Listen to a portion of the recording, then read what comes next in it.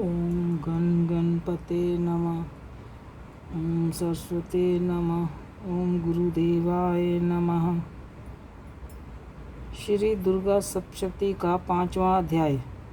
देवताओं द्वारा देवी की स्तुति। चंड मुंड के मुख से अंबिका के रूप की प्रशंसा सुनकर शुभ का उनके पास दूत भेजना और दूत का निराश लौटना।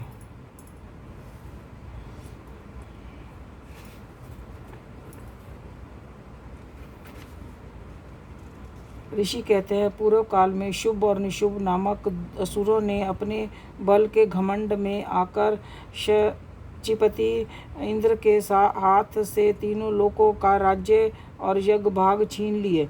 वे ही दोनों सूर्य, चंद्रमा, कुबेर, यम, वरुण के अधिकार भी उपयोग करने लगे। वायु और अग्नि का कार्य भी वही करने लगे।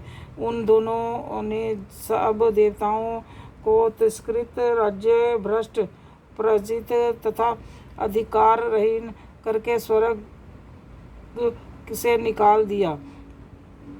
उन दोनों महान असुरों से अपमानित देवताओं ने अपराजित देवी का स्मरण किया और सोचा, जगदम्बा ने हम लोगों को वर दिया था कि विपद काल में स्मरण करने पर मैं तुम्हारी सब आपत्तियों का तत्काल ही नाश कर दूंगी। यह विचार कर देवता गिरिराज हिमालय पर गए और वहां भगवती विष्णु माया की स्तुति करने लगे। देवता बोले, देवी को नमस्कार है, महादेवी शिवा को सर्वदा नमस्कार है, प्रकृति एवं भद्रा को प्रणाम है। हम लोग नियम पूर्वक जगदम्बा को नमस्कार करते हैं। रुद्रा को नमस्कार है, नित्य गौरी अवधात्री बारंबार हमारा नमस्कार है। जो तसनीमयी चंद्र रूपनी एवं कल्याणमयी देवी को बारंबार प्रणाम है। शरणागतों का कल्याण करने वाली रिद्धि और सिद्धि की देवी को हम निरंतर नमस्कार करते हैं। नृत्यति राक्षसों की लक्ष्मी, राज्यों की लक्ष्मी तथा शर्वाणी शिव पत्नी स्वरूपा आप जगदम्बा को बारंबार नमस्कार है। दुर्गा दुर्गम दुर्गम संकट से पार उतारने वाली, सारा सबकी सारभूता, सर्वकारिणी स्वाति, कृष्णा और ध्रुवा देवी को सदैव नमस्कार है। अत्यंत सौम्य एवं अत्यंत रौद्र रूप देवी को हम नमस्कार करते हैं।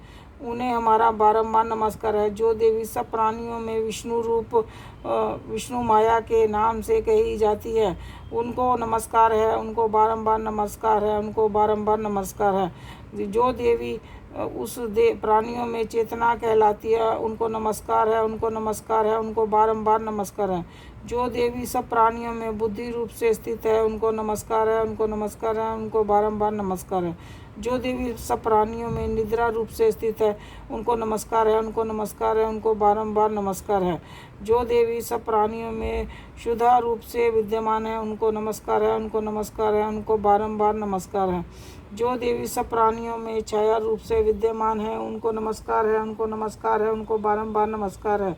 जो देवी सब प्राणियों में छाया रूप से विद्यमान है, उनको नमस्कार है, उनको नमस्कार है, उनको बारंबार नमस्कार है। जो देवी सब प्राणियों में तृष्णा रूप से विद्यमान है, उनको नमस्कार है, उनको नमस्कार है, उनको बारंबार नमस्कार है। जो देवी सब प्राणियों में क्षमा रूप से विद्यमान है, उनको नमस्कार है, उनको नमस्कार है, उनको बारंबार नमस्कार है। जो देवी सब प्राणियों में जाति रूप से विद्यमान है, उनको नमस्कार है, उनको नमस्कार है, उनको बारंबार नमस्कार है। जो देवी सब प्राणियों में लज्जा रूप से विद्यमान है, उनको नमस्कार है, उनको नमस्कार है, उनको बारंबार नमस्कार है। जो देवी सब प्राणियों में शांति रूप से विद्यमान है, उनको नमस्कार है, उनको नमस्कार है, उनको बारंबार नमस्कार है। जो देवी सब प्राणियों में श्रद्धा रूप से विद्यमान है, उनको नमस्कार है, उनको नमस्कार है, उनको बारंबार नमस्कार है। जो देवी सब प्राणियों में कीर्ति रूप से विद्यमान है, उनको नमस्कार है, उनको नमस्कार है, उनको बारंबार नमस्कार है। जो देवी सब प्राणियों में लक्ष्मी रूप से विद्यमान है, उनको नमस्कार है, उनको नमस्कार है, उनको बारंबार नमस्कार है। जो देवी सब प्राणियों में वृत्ति रूप से विद्यमान है, उनको नमस्कार है, उनको नमस्कार है, उनको बारंबार नमस्कार है। जो देवी सब प्राणियों में स्मृति रूप से विद्यमान है, उनको नमस्कार है, उनको नमस्कार है, उनको बारंबार नमस्कार है। जो देवी सब प्राणियों प्राणियों में दया रूप से विद्यमान है उनको नमस्कार है, उनको नमस्कार है, उनको बारंबार नमस्कार है। जो देवी सब प्राणियों में तुष्टि रूप से विद्यमान है उनको नमस्कार है, उनको नमस्कार है, उनको बारंबार नमस्कार है। जो देवी सब जीवों में माता रूप से विद्यमान है उनको नमस्कार है, उनको नमस्कार है, उनको बार नमस्कार है। जो देवी सब प्राणियों में जीवधारियों में भांति रूप से स्थित है उनको नमस्कार है, उनको नमस्कार है, उनको बारंबार नमस्कार है। जो प्राणी सब के इंद्रिय वर्ग की अधिष्ठात्री देवी एवं प्राणियों में सदा विद्यमान रहने वाली है उन वेपति देवी को बारंबार नमस्कार है। जो देवी चैतन्य रूप में इस संपूर्ण जगत को व्याप्त करके स्थित है उनको नमस्कार है, उनको नमस्कार है, उनको बारंबार नमस्कार है। जो पूर्व काल में अभीष्ट प्राप्ति होने से देवताओं ने जिनकी स्तुति की तथा इंद्र ने बहुत दिनों तक जिनका सेवन किया वह कल्याण की साधना भूता ईश्वरी हमारा कल्याण और शुभ करे और सारी आपत्तियों का नाश कर डाले। उद्योग देवताओं ने पीड़ित हम सभी देवता इन जिन परमेश्वरी को इस प्रकार समय नमस्कार करते हैं तथा जो भक्ति से विनम्र पुरुषों द्वारा स्मरण की जाने पर तत्काल संपूर्ण विपत्तियों का नाश कर देती है, वह जगदम्बा हमारा कष्ट दूर करे। ऋषि बोले, राजन, इस प्रकार जब देवता स्तुति कर रहे थे उस समय पार्वती देवी गंगा जी में जल में स्नान करने के लिए वहां आई। उन सुंदर भुवों वाली भगवती ने देवताओं से पूछा कि आप लोग यहाँ किसकी स्तुति करते हैं। तब उन्हीं के शरीर से कोष से प्रकट हुई शिवा देवी बोली, शुभ दैत्य से अपमानित और युद्ध में निशुभ से भी विजित हो वह एकाग्र हुए वह समस्त देवता मेरी ही स्तुति कर रहे हैं। पार्वती जी के शरीर कोष से अंबिका का प्रादुर्भाव हुआ था, इसीलिए वह समस्त लोकों में कौशिकी कही जाती हैं।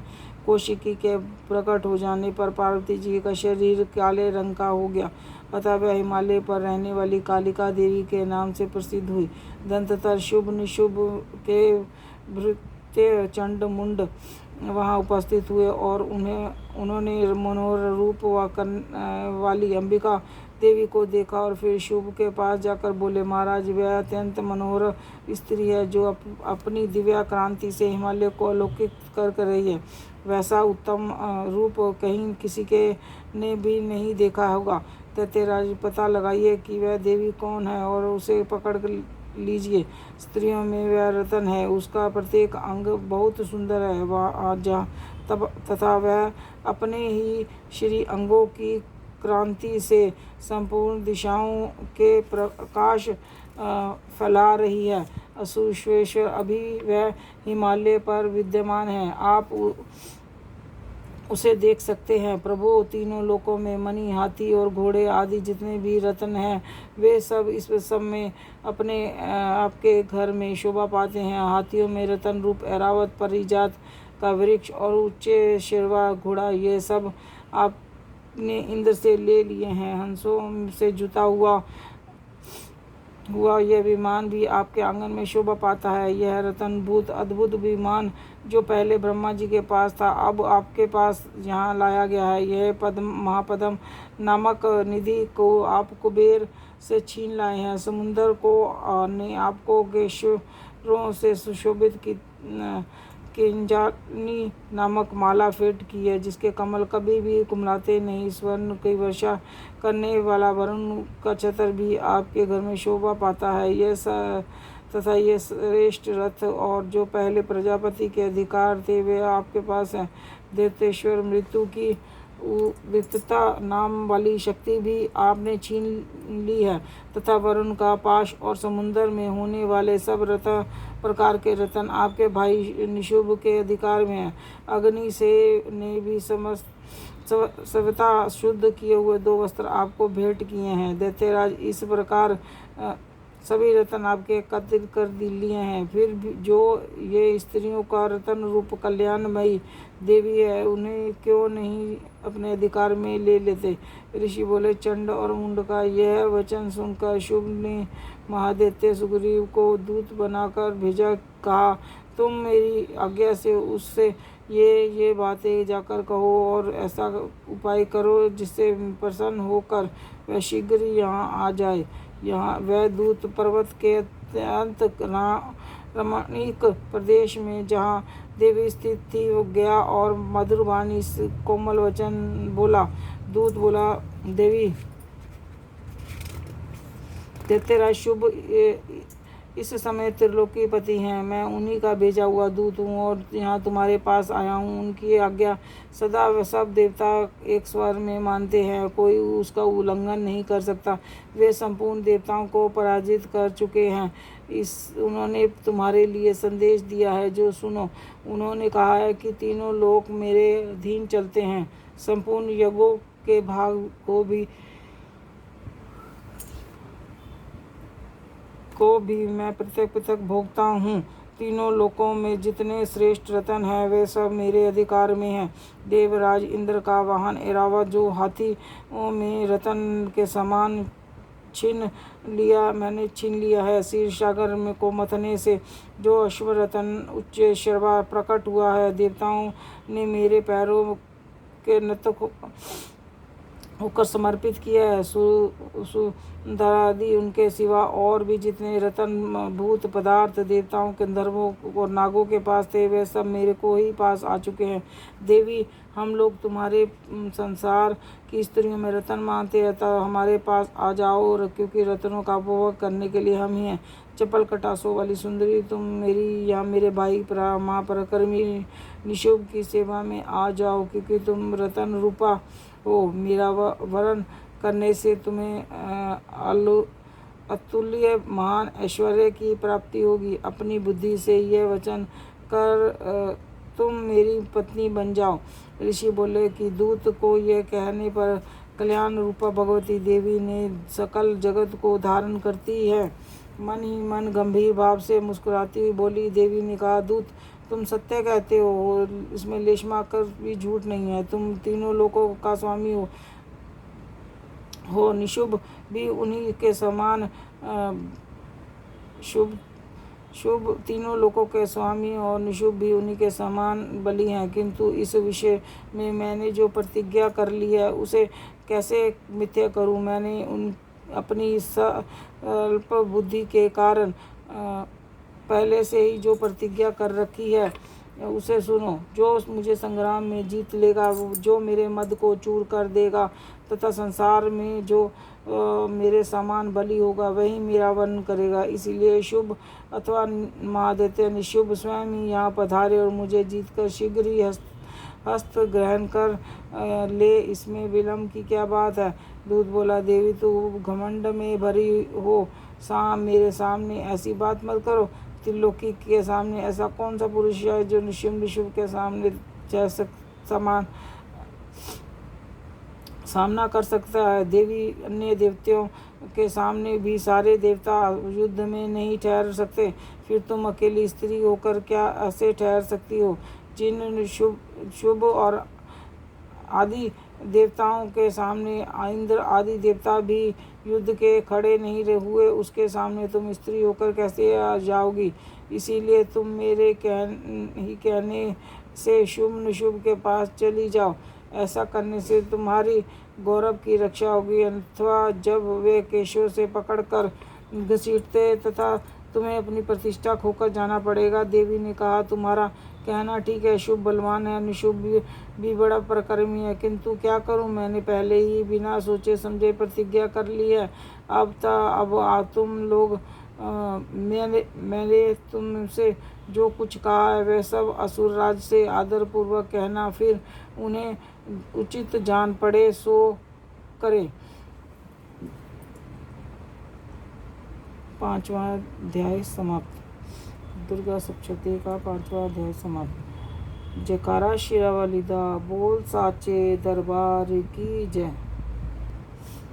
जयकारा जगदीय जोता वाली माता रानी का, जयकारा शेरावाली माता का, जगदीय जोता वाली माता रानी थाड़ी सदा ही जय। जय गणपति जी की जय। दुर्गा सप्तशती का 6वां अध्याय, ध्रुव लोचन का वध।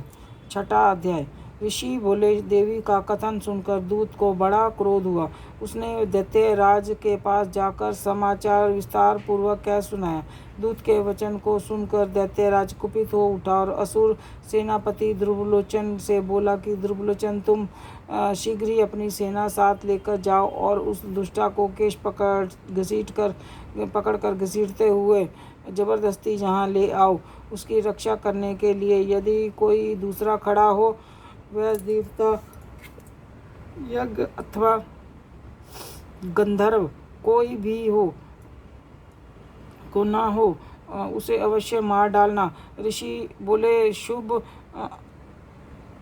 के इस प्रकार आज्ञा देने पर ध्रुवलोचन दैत्य ने 60,000 असुरों की सेना लेकर वहां से तुरंत प्रस्थान किया। वहां पहुंचकर उनसे हिमालय पर रहने वाली देवी को देखा और ललकार कर कहा, अरे तू शुभ निशुभ के पास चल, नहीं यदि इस प्रकार प्रसन्नतापूर्वक मेरे स्वामी के पास नहीं चलेगी तो मैं बलपूर्वक चोटी से घसीटते हुए तुम्हें ले जाऊंगा। देवी बोली, तुम्हें दैत्यों के राजा ने भेजा है, तुम स्वयं ही बलवान हो, तुम्हारे पास विशाल सेना भी है, ऐसी दशा में मैं बलपूर्वक ले चलोगे तो मैं तुम्हारा क्या कर सकती हूँ। ऋषि बोले कि देवी के यों कहने पर ध्रुवलोचन उनकी ओर दौड़ा और अंबिका ने हुम शब्द के उच्चारण मात्र से उसको भस्म कर दिया। फिर तो क्रोध में दैत्यों की विशाल सेना और अंबिका ने एक दूसरे को सब तरह दूसरे तीखेबानों शक्तियों और फारसों की वर्षा आरंभ की। इतने में ही देवी का महान सिंह क्रोध में भरकर भयंकर गर्जना करके गर्दन के बालों को हिलाता हुआ असुरों की सेना में कूद पड़ा। उसने कुछ दैत्यों को नखों की मार से, कितनों को अपने जबड़ों की मार से और कितनों को महादैत्यों को पटक कर दाढ़ों की जख्मी कर डाला। उस सिंह ने अपने नखों से कितनों के पेट फाड़ डाले और थप्पड़ मारकर कितनों को सिर से धड़ से पृथक कर दिया। कितनों की भुजाएं और मस्तक काट डाले और अपनी गर्दन के बाल हिलाते हुए उसने दूसरे दैत्यों के पेट फाड़कर उनका रक्त चूस लिया। अत्यंत क्रोध में भरे हुए देवी के वाहन उस महाबली सिंह ने क्षण भर में असुरों की सेना का संहार कर डाला। शुभ ने जब यह समाचार सुना तो देवी ध्रुवलोचन असुर को मार डाला है तथा सिंह को सारी सेना ने सफाया कर डाला है, तो वह दैत्यराज पर कुपित हुआ। उसने होठ कांपते लगे। उसने चंड और मुंड नामक 2 महादैत्यों की आज्ञा दी कि हे चंड और मुंड, तुम लोग बड़ी सेना लेकर वहां जाओ और उस देवी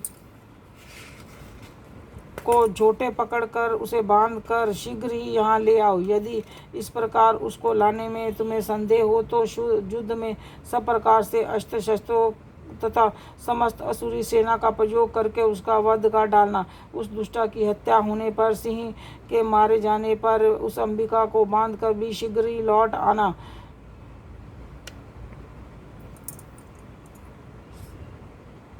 छठा अध्याय समाप्त। जय शेरावाली मैया की जय। जगदिया जोता वाली माता रानी थोड़ी सदा ही जय। पुल्ला चुक्का माफ करने वाली माता रानी थोड़ी सदा ही। दुर्गा सप्तशती का 7वां अध्याय। चंड और मुंड का वध। ऋषि बोले, इससे पश्चात शुभ की आज्ञा पाकर चंड और मुंड आदि दैत्य चतुर्गनी सेना के साथ अस्त्र शस्त्रों से लैस हो चले दिए। फिर गिरिराज हिमालय के स्वर्ण में ऊंचे शिखर पर पहुंचकर उन्होंने सिंह पर विराजमान देवी को देखा। वे मंद मंद मुस्कुरा रही थी। उन्होंने देखकर दैत्य लोग तत्परता से पकड़ने का उद्योग करने लगे। किसी ने धनुष ताना, किसी ने तलवार संभाली और कुछ लोग देवी के पास आकर खड़े हो गए। तब अंबिका ने उन शत्रुओं पर बड़ा क्रोध हुआ। उस समय वो क्रोध कारण उनका मुख काला पड़ गया, ललाट में भौं वक्र हो गई तथा वहां से तुरंत विकराल मुख वाली काली प्रकट हो गई, जो तलवार और पाश लिए हुए थी।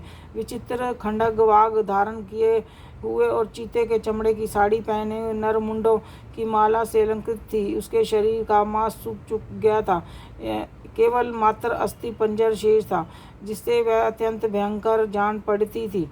उनका मुख विशाल था, जीभ लपलपाने के कारण वे और भी डरावनी प्रतीत होती थी। उनकी आंखें भीतर में धसी हुई थी, अंगारे के समान लाल थी। वे अपनी भयंकर गर्जना से संपूर्ण दिशाओं को गुंजा रही थी। बड़े बड़े दैत्यों का वध करती हुई वे कालिका देवी बड़ी वेग से दैत्यों के उस सेना का टूट पड़ी और उनका भक्षण करने लगी। वे रक्षकों, अंकुशधारी महावतों और योद्धाओं तथा घंटा सहित कितने ही हाथियों को एक ही हाथ से पकड़कर मुखग्रास बना डालती थी। किसी के बालों को पकड़ लेती और किसी का गला दबोच देती, किसी के पैरों को कुचल डालती और किसी को छाती के मुक्के से गिराकर मार डालती। वह असुरों के फेंके हुए बड़े बड़े शस्त्र मुंह में पकड़ लेती और रोष में भरकर उनके दांतों से कचुम्बर कर डालती। काली के से ने बलवान एवं दुरात्मा दुष्टों दैत्यों की सारी सेना खत्म कर डाली, खा डाली और कितनी को मार भगाया कि कोई तलवार और घाट और उतारे गए, कोई खंडक भाग से पीटे गए और कितने ही असुर दांतों से अग्रभाग से कुचले जाकर मृत्यु को प्राप्त हुए। इस प्रकार देवी ने असुरों की उस समस्त सेना को क्षण भर में धराशायी कर दिया। यह देख चंड उन अत्यंत भयानक काली देवी की ओर दौड़ा और महादैत्य मुंड ने भी अत्यंत भयंकर बाणों की बौछार से वहाँ तथा हजारों बार चलाए हुए चक्रों से उस भयानक नेत्रों वाली देवी का आवृत कर दिया। वह अनेकों चक्र देवी के मुख के सामने हुए ऐसे जान पड़े जो मानो सूर्य के भुतेरे मंडल बादलों में उधर प्रवेश कर रहे हों। तब भयंकर गर्जना करने वाली काली ने अत्यंत रोष में भरकर विकट अट्टहास किया। उस समय उसके विकराल मुख में भीतर कठिनता से देखे जा सकते थे और दांतों की प्रभा से वे अत्यंत उज्ज्वल दिखाई देती थी। सिंह पर से उतरकर चंड का हमला किया और उनके केश पकड़कर उसी तलवार से उनका मस्तक का धड़ से अलग कर दिया। धड़ चंड को मारा देख कर मुंड भी देवी की ओर दौड़ा। तब देवी ने रोष में भर कर उसे तलवार के साथ घायल करके धरती पर सुला दिया। पराक्रमी चंड और मुंड को मारा गया देखकर मरने से बची हुई बाकी सेना आतंकित हो चारों ओर भाग गई। तत्पश्चात काली ने चंड और मुंड के मस्तक हाथ में ले चंडिका के पास जाकर प्रचंड अट्टहास करते हुए कहा कि देवी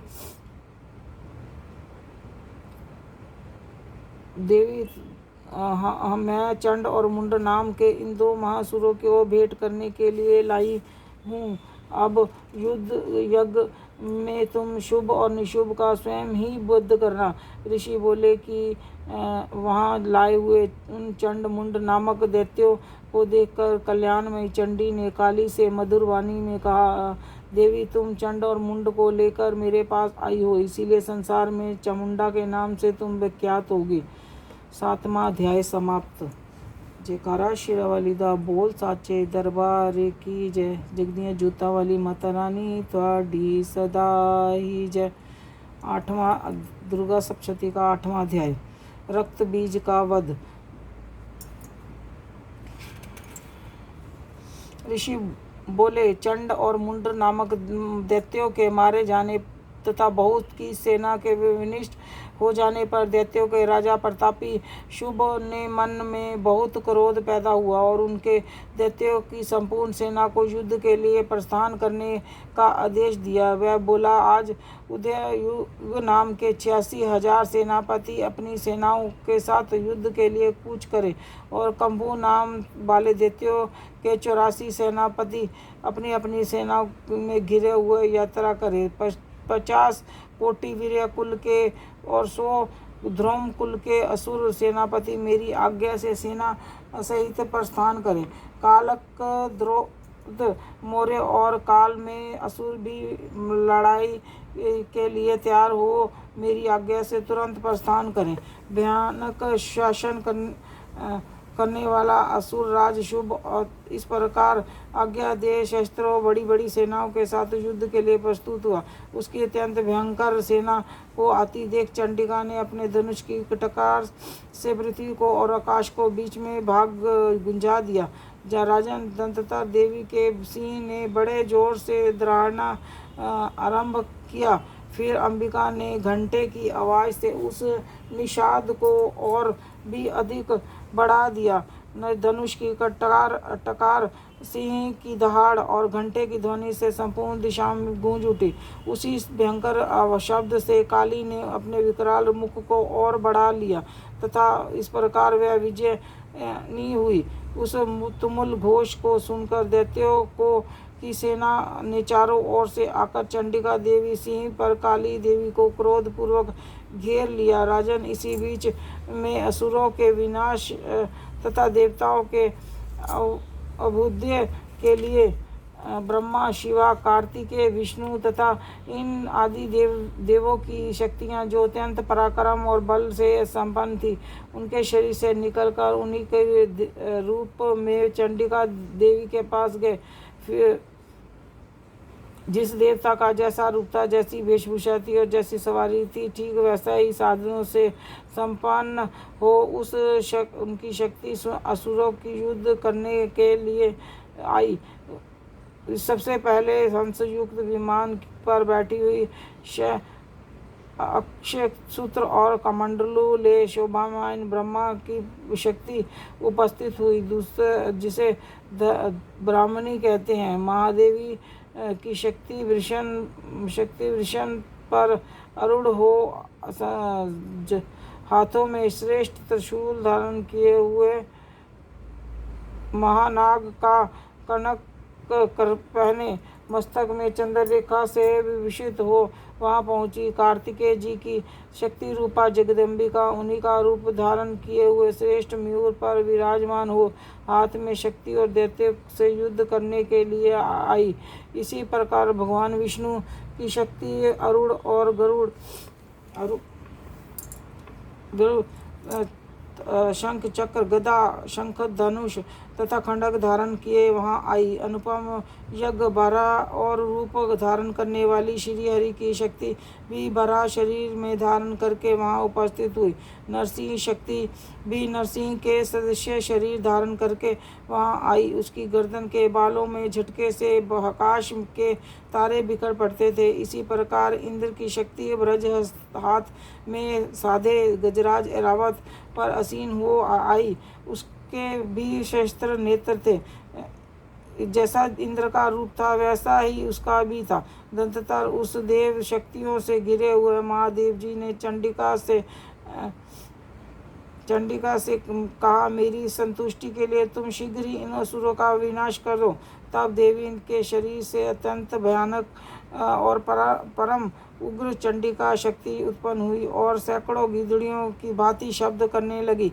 उस अपराजिता देवी से धूमिल जटा वाले महादेव जी से कहा, भगवान आप शुभ निशुभ के पास दूत बनकर जाइए और उस अत्यंत घमंडी दानव शुभ निशुभ से कहिए कि साथ में उसके अतिरिक्त भी जो दानव युद्ध के लिए वहां उपस्थित हो उनको भी यह संदेश दीजिए। देतो यदि तुम जीवित रहना चाहते तो पाताल में को वापस चले जाओ।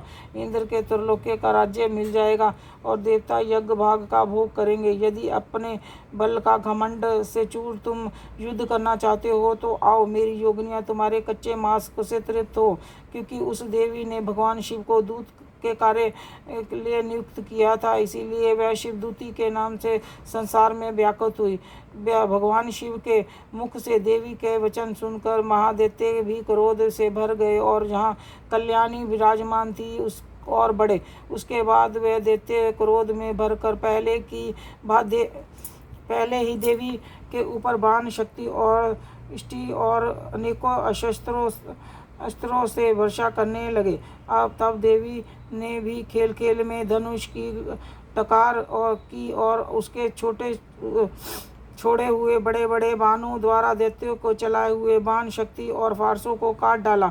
फिर काली उनके आगे होकर शत्रुओं को शूल प्रहारों से विदन करने लगी और खंडक बाघ ने उसका कचुम्बर निकालती हुई रणस्थली में विचरने लगी। ब्राह्मणी भी जिस जिस और जाति उसी और अपने कमंडलू के जल छिड़क कर शत्रुओं को ओज और पराक्रम को नष्ट कर देती। महेश्वरी ने त्रिशूल से तथा वैष्णवी ने चक्र और अत्यंत क्रोध में विह्वल हुई कुमार कार्तिकेय की शक्ति से दैत्यों का संहार आरंभ किया। इंद्र शक्ति के प्रहार से आहत हो सैकड़ों दैत्य दानव रुधिर द्वारा बहते हुए धराशायी हो गए। पराही शक्ति ने कितनों को अपनी तुतन की मार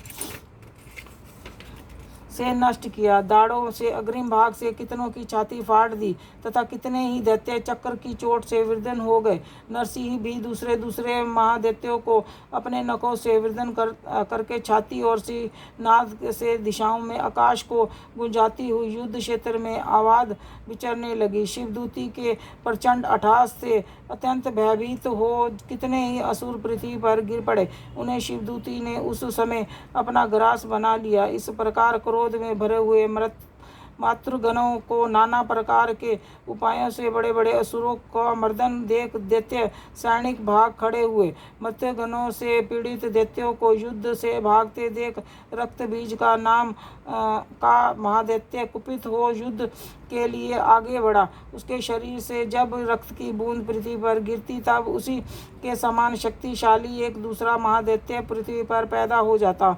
महाअसुर रक्त बीज हाथ में गदा लेकर इंद्र शक्ति के साथ युद्ध करने लगा। तब इंद्र ने अपने ब्रज से रक्त बीज को मारा। ब्रज से घायल होने पर उसके शरीर से रक्त बहने लगा और उससे भी उसी के समान रूप और बल वाले योद्धा उत्पन्न होने लगे। उसके शरीर से खून की जितनी बूंदें गिरी उतने ही दैत्य उत्पन्न हो गए। जब रक्त बीज के समान ही वीर्यवान बलवान तथा पराक्रमी थे। वे रक्त से होने वाले दैत्य भी अत्यंत भयंकर अस्त्र शस्त्रों से का प्रहार करते हुए मातृगणों के साथ अत्यंत घोर युद्ध करने लगे। पुनः ब्रज के प्रहार से जब उसका मस्तक घायल हुआ तो उससे रक्त बहने लगा, जिससे हजारों वैसे ही पुरुष उत्पन्न हो गए।